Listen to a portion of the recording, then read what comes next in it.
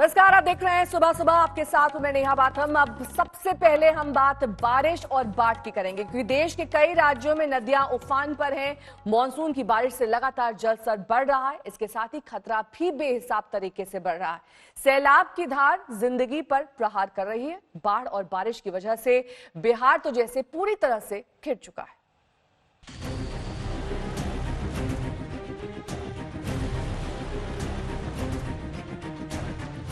डराने लगी हैं, तबाही मचाने को बेताब लहरें, उफनती जा रही हैं नदियां। शुरू हो गई है तबाही और बर्बादी। सैलाब के सितम से परेशान होने लगी है जिंदगी।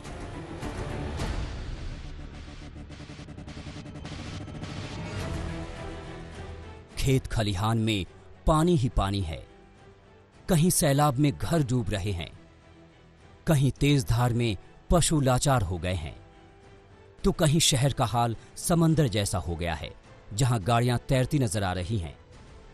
सैलाब तबाही मचाने को बेताब है। लगातार मूसलाधार बारिश ने कई इलाकों को बेबस कर दिया है। ये तस्वीरें देश के किसी एक हिस्से की नहीं, कई राज्यों में, कई शहरों में सैकड़ों गांव हर साल बरसात में होने वाली इस त्रासदी से जूझने लगे हैं। बिहार में बाढ़ का ट्रेलर दिख रहा है। एक एक तस्वीर देखते जाइए। राज्य के कई जिलों में आसमानी आफत से हाहाकार मचा है।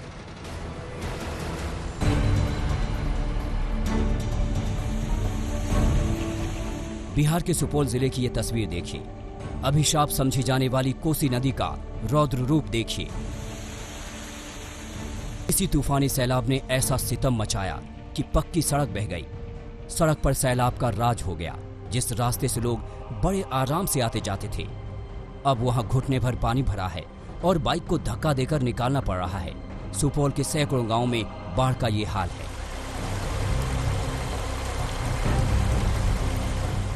इस कोसी का कहर सहरसा में भी दिख रहा है। आज तक की टीम जिले के महिषी प्रखंड में पहुंची। तस्वीरें मुसीबत की गवाही दे रही हैं। कई गांव बाढ़ के पानी में घिर गए हैं। उन तक पहुंचने के लिए नाव ही साधन बचा है। नेपाल में हो रही लगातार बारिश की वजह से उत्तर बिहार की सभी नदियां अपने उफान पर हैं और हम अभी मौजूद हैं कोसी के किनारे। कोसी का रौद्र रूप हर कोई जानता है और अभी भी वो अपने रौद्र रूप में है। हालांकि कोसी का जो मुख्य धारा है वो यहाँ से 5 किलोमीटर की दूरी पे है, लेकिन आप देख सकते हैं कि पूरा इलाका जलमग्न है। अभी कोसी का असली खौफनाक रूप दिखा नहीं है, लेकिन प्रशासन उस हालात से निपटने के लिए तैयारी में जुटा है। कोसी नदी के पानी के स्तर में थोड़ी कमी जरूर आई है, लेकिन खतरा अभी भी बरकरार है। इस साल सबसे ज्यादा 2,76,000 क्यूसेक पानी बीरपुर बराज से छोड़ा गया। उसके बाद से अफरा तफरी मच गई।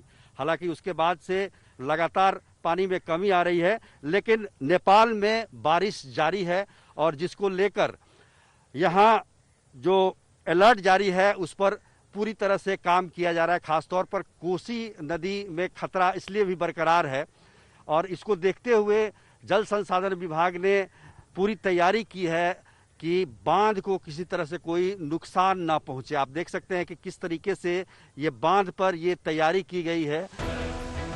अब बिहार के सीतामढ़ी से आई ये खौफनाक तस्वीरें देखिए।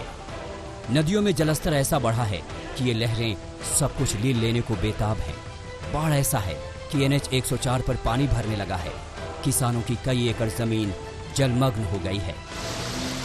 लोग जान आफत में डालकर भी सफर करने को मजबूर हैं। लहरों से जिंदगी की जंग शुरू हो गई है।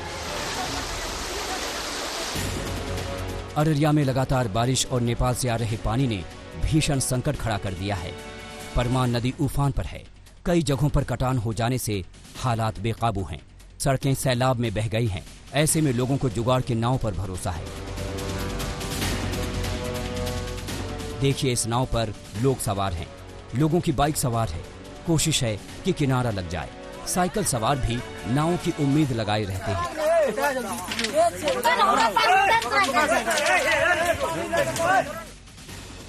दरभंगा में दूर दूर तक नजरें दौड़ा लीजिए। सब कुछ पानी में डूब चुका है।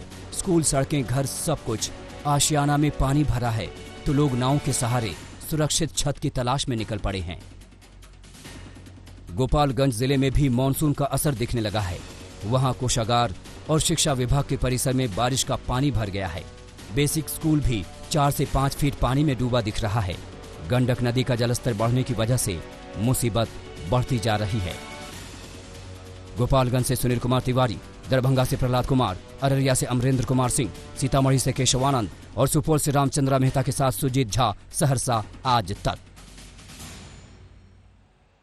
बात अब चीन की करेंगे, क्योंकि कुदरत चीन में सबसे बड़ी विनाश लीला दिखा रही है। ऐसा लगने लगा है कि अब की बार चीन महातबाही की ओर बढ़ रहा है, क्योंकि चीन की 433 नदियों में भयंकर और भीषण बाढ़ है। 1961 के बाद चीन में सबसे जोरदार बारिश हो रही है। चीन का वुहान शहर तो जैसे जल समाधि ले चुका है।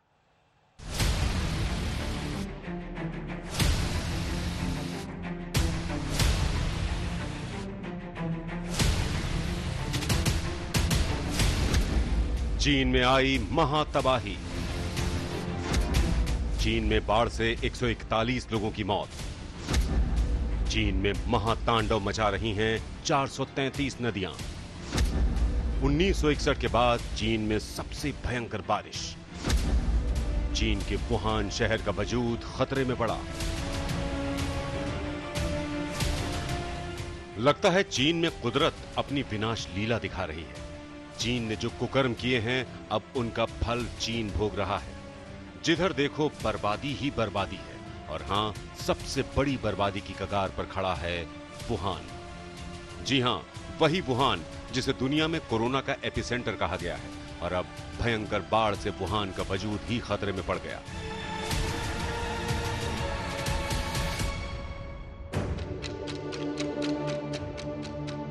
आज हम आपको चीन के चप्पे चप्पे का वो सच दिखाएंगे जो चीन की बर्बादी और नेस्तनाबूद होने की कहानी बयां कर रहा है। हम आपको बता दें कि चीन की यांगजी नदी के इलाके में पिछले 50 सालों की दूसरी सबसे जोरदार बारिश हुई है। चीन में लगातार घातक बाढ़ आ रही है, जिससे चीन को बहुत अधिक नुकसान पहुंचा है। पिछले महीने बाढ़ से लगभग 28,000 घरों को नुकसान पहुंचा है और 141 लोग या तो मारे गए हैं या बाढ़ में लापता हैं। चीन में आपातकालीन प्रबंधन उपमंत्री झेंग गुओगुआंग के मुताबिक तिब्बत और शिनजियांग जैसे विशाल पश्चिमी क्षेत्रों को छोड़कर लगभग पूरे चीन में बाढ़ का प्रकोप दिखाई दे रहा है। 洪涝灾害已经造成了全国27个省区市3873万人次受灾，140亿人死亡失踪，倒塌房屋是2.9万间，直接经济损失是861.6亿元。同时有200多万人次紧急转移需要安置，农田绝收的面积是516千公顷。 यांगजी एशिया की सबसे लंबी नदी है और इसके कुछ हिस्सों में पिछले 6 महीनों में 1961 के बाद दूसरी सबसे अधिक बारिश हुई है। यांगजी हुबेई प्रांत से होकर बहती है और अपनी कई झीलों और नदियों के लिए मशहूर है और अब इसमें भयंकर बाढ़ आई हुई है। चीन का वुहान शहर हुबेई प्रांत में आता है। यहाँ भी आपातकाल जैसे हालात हैं। पुल डूबे हैं, इमारतें डूबी हैं, घरों से मासूम बच्चों को बचाया जा रहा है। मासूम बच्चों का रेस्क्यू ऑपरेशन किया जा रहा है। चीन के सैनिक बुजुर्गों को बचा रहे हैं। बाढ़ ने भयंकर तबाही मचाई हुई है। सब कुछ तहस नहस सा हो गया है। नदियां उफन रही हैं, खेत तबाह हो गए हैं। वुहान में सरकार ने नदी के पोर्ट को बंद करने का आदेश दिया है। साथ ही 12,000 लोगों को खतरे वाली जगहों की पेट्रोलिंग के लिए तैनात किया गया है।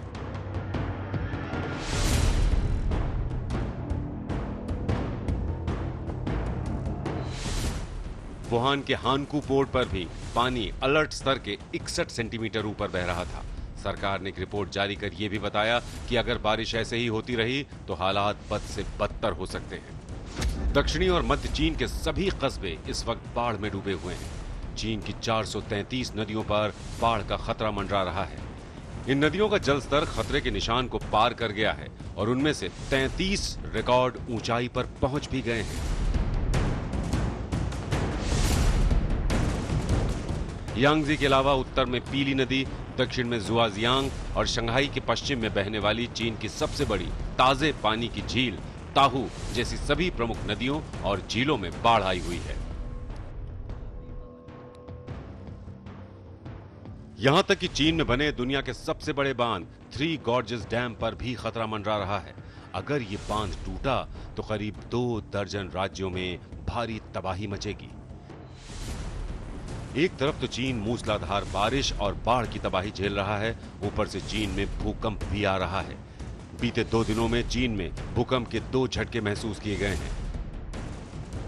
चीन के भूकंप नेटवर्क केंद्र के मुताबिक चीन के उत्तर पश्चिमी इलाके के शिनजियांग में 5 की तीव्रता वाला भूकंप आया। चीन जिस तरह से कुदरत से खिलवाड़ करता है, अब कुदरत ने चीन के साथ खिलवाड़ करना शुरू कर दिया है। आज तक ब्यूरो। नेपाल के प्रधानमंत्री केपी शर्मा ओली ने दावा किया कि अयोध्या भारत में नहीं, नेपाल में मौजूद है। उन्होंने यूपी में अयोध्या को नकली अयोध्या तक बताया और भगवान श्री राम को नेपाली नागरिक करार दिया। चीन के इशारे पर लगातार भारत से उलझ रहे ओली ने हिंदुस्तान पर सांस्कृतिक अतिक्रमण करने का आरोप भी लगाया है।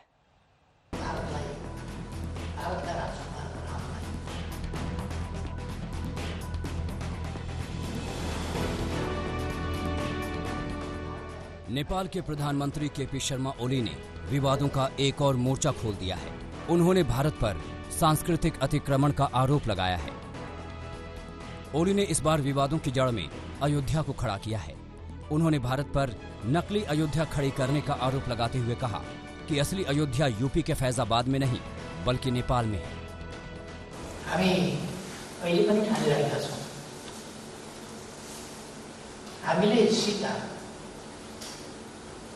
भारतलाई भारतका राजकुमार रामलाई स्वीकार दिएको,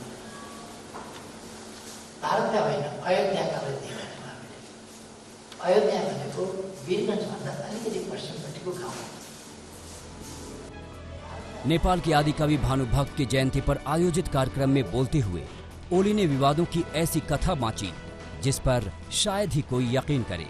लेकिन ओली तो यहाँ तक दावा कर गए कि जिस अयोध्या में मां सीता की शादी हुई थी वो नेपाल में वीरगंज के पास ठोरी नाम की जगह पर है। अहिले खडा गरिएको अयोध्या होइन, अयोध्या भीषण विवाद छ। हाम्रोमा विवादै गर्नु पर्दैन।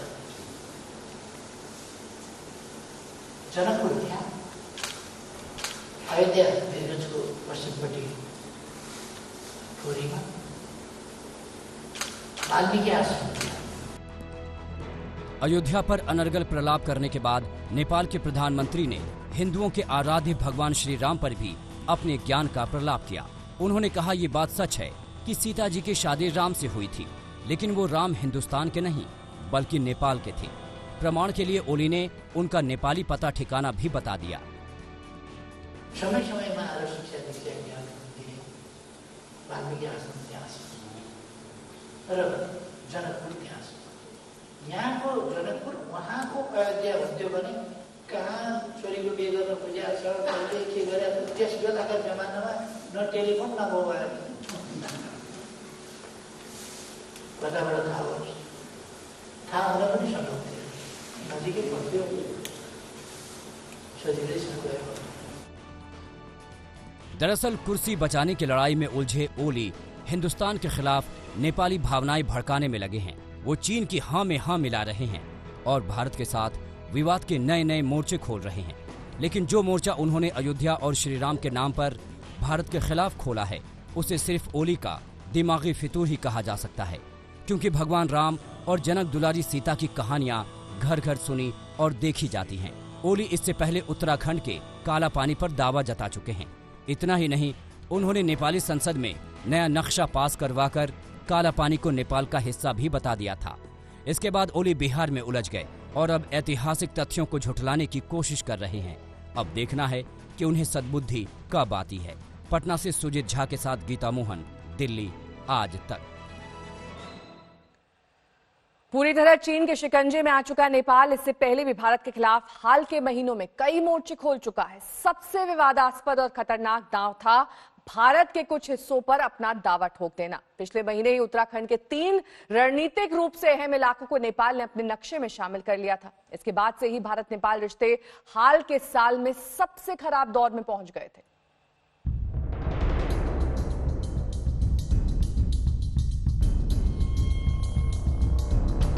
भारत में आस्था के प्रतीक भगवान राम को लेकर उटपटांग बातों पर उतरे नेपाली पीएम केपी शर्मा ओली लगता है भारत विरोधी एजेंडा को आगे बढ़ाने की ठाने बैठे हैं। हाल के हफ्तों की सिलसिलेवार घटनाओं को देखें तो साफ है कि वो अदावत की आग को किसी भी कीमत में भड़काना चाहते हैं। कुर्सी बचाने की गरज से महीनों से चालाक चीन का मोहरा बन रहे नेपाल के प्रधानमंत्री ओली ने सबसे खतरनाक दांव तो पिछले महीने ही खेला था। ओली ने इतिहास और तथ्यों से परे जाकर भारत के कुछ इलाकों को नेपाल के नक्शे में दिखा दिया था। ये विवाद अब तक बरकरार है, जिसने भारत और नेपाल के संबंधों में आजादी के बाद पहली बार खिंचाव ला दिया था। ओली ने भारत के उत्तराखंड में स्थित 3 इलाकों कालापानी, लिम्पियाधुरा और लिपुलेख को पिछले महीने नेपाल के नक्शे में दिखा दिया था। 20 मई को सबसे पहले ये नक्शा जारी किया गया था। भारत ने इस पर कड़ा ऐतराज भी जताया था। इसके बाद 13 जून को नेपाल ने संविधान में संशोधन कर नए नक्शे को पारित कर दिया। भारत ने साफ कर दिया कि नेपाल का दावा ऐतिहासिक तथ्यों या सबूतों पर आधारित नहीं है और इसका कोई मतलब भी नहीं है। जिन इलाकों पर नेपाल ने दावा ठोका है वो रणनीतिक रूप से अहम हैं और उत्तराखंड में पड़ते हैं।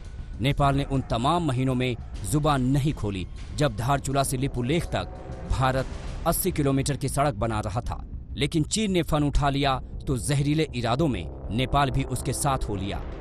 और जब भारतीय मीडिया ने घरेलू मोर्चे पर बुरी तरह घिरे ओली की कारगुजारियों का खुलासा करना शुरू किया तो ओली ने भारतीय चैनलों पर ही नेपाल में बैन लगा दिया। नेपाल हाल के दिनों में भारत नेपाल सीमा पर पड़ने वाले बिहार के इलाकों में सड़क निर्माण पर भी ऐतराज जता चुका है। हकीकत ये है कि ओली इस खेल में खुद उलझ गए हैं। चीन नेपाल को शिकंजे में ले रहा है, लेकिन कुर्सी की मुंह में ओली चीन को मुहरा बना रहे हैं। आज तक ब्यूरो। अब कोरोना की बात करेंगे। कोरोना के मामले 9 लाख तक पहुंचने वाले हैं। अब एक बार फिर से लॉकडाउन का दौर लौटता हुआ दिख रहा है। देश के कई शहरों में आज एक बार फिर से लॉकडाउन लागू हो रहा है। ये सख्ती साफ बता रही है कि जिंदगी की रफ्तार को रोकना ही कोरोना काबू करने का इकलौता रास्ता माना जा रहा है।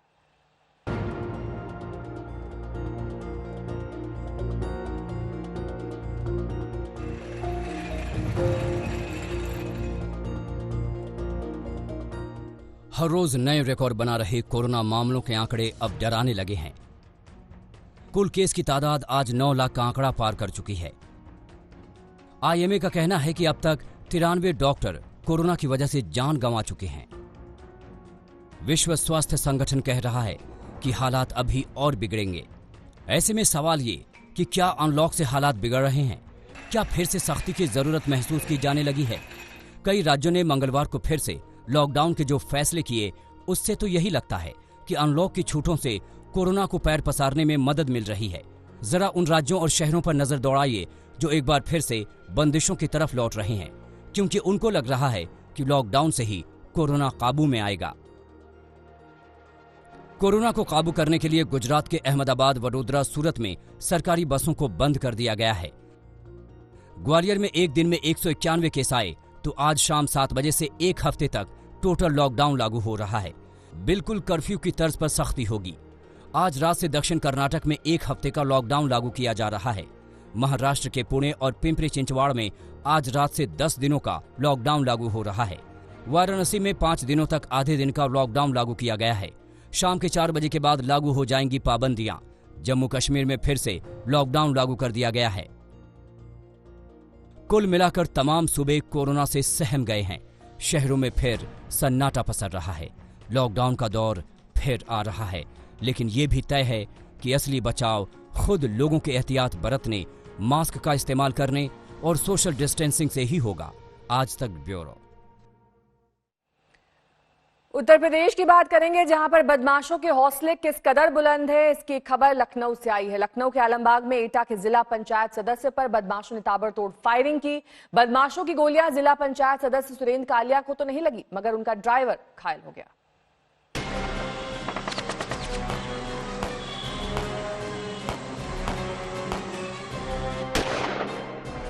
लखनऊ में सरेआम शूटआउट। जिला पंचायत सदस्य पर जानलेवा हमला। पैदल आए बदमाश गोलियां चलाई और भाग गए। यूपी की राजधानी में बदमाशों का गोलीकांड। गोलियों की तड़तड़ाहट से लखनऊ में आलमबाग का इलाका गूंज उठा। अजंता अस्पताल के सामने कुछ बदमाशों ने गोलीकांड को अंजाम दिया था। बदमाशों के निशाने पर एटा के जिला पंचायत सदस्य सुरेंद्र कालिया थे। सुरेंद्र कालिया पर बदमाशों ने कई गोलियां चलाई। सुरेंद्र कालिया तो हमले में बाल बाल बचे, मगर उनके ड्राइवर रामरूप को 2 गोलियां लगी। क्या हुआ था उस वक्त, चश्मदीद से सुनिए। जब तक हम लोग दौड़े तो गोली चला करके भागने का प्रयास कर रहा था। उससे पहले इस साइड से गोली चलाई, फिर इधर से चलाया। तो हम लोगों ने पता किया कि कौन है, तो पता चला कि ये सुरेंद्र कालिया हैं हरदोई के।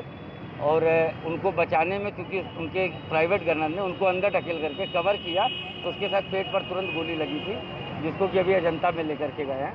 और वो दोनों फिर फायरिंग करते हुए सीधे इधर नटखेड़ा की तरफ फरार हो गए। तुरंत ही सुरेंद्र कालिया के ड्राइवर को अजंता अस्पताल में भर्ती कराया गया, मगर सवाल ये है कि सुरेंद्र कालिया पर किसने और क्यों हमला किया। कुमार अभिषेक, लखनऊ, आज तक। कोरोना के इलाज के लिए नानावती अस्पताल में भर्ती अमिताभ बच्चन की सेहत में तेजी से सुधार हो रहा है। उन्होंने लाखों फैंस को अपने अंदाज में कविता लिखकर शुक्रिया कहा।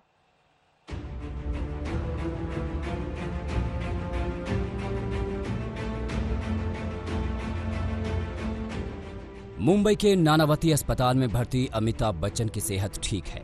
डॉक्टरों का कहना है कि महानायक पर दवाओं का अच्छा असर देखने को मिला है। 3 दिन में उनकी सेहत में सुधार संतोषजनक है।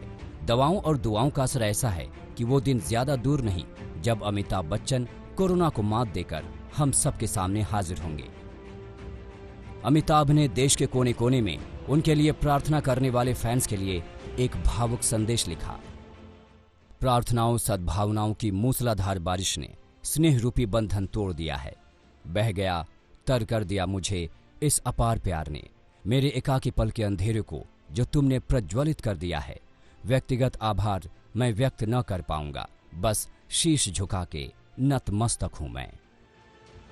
महानायक की सेहत में सुधार को देख फैंस भी खुश हैं, लेकिन दुआओं का सिलसिला अभी भी जारी है। मथुरा के गोपेश्वर में महानायक और उनके परिवार के जल्द स्वास्थ्य लाभ के लिए रुद्राभिषेक किया गया। मुजफ्फरपुर में गरीबनाथ मंदिर के पुजारियों ने महामृत्युंजय मंत्र का जाप और विशेष पूजा की। बच्चन परिवार के लिए राहत की बात यह भी है कि उनके संपर्क में आने वाले सभी 26 लोगों की कोरोना रिपोर्ट नेगेटिव आई है। बीएमसी ने सभी को 14 दिन के लिए होम क्वारंटीन में भेज दिया है। मुंबई से सौरभ बख्तानिया के साथ आज तक ब्यूरो।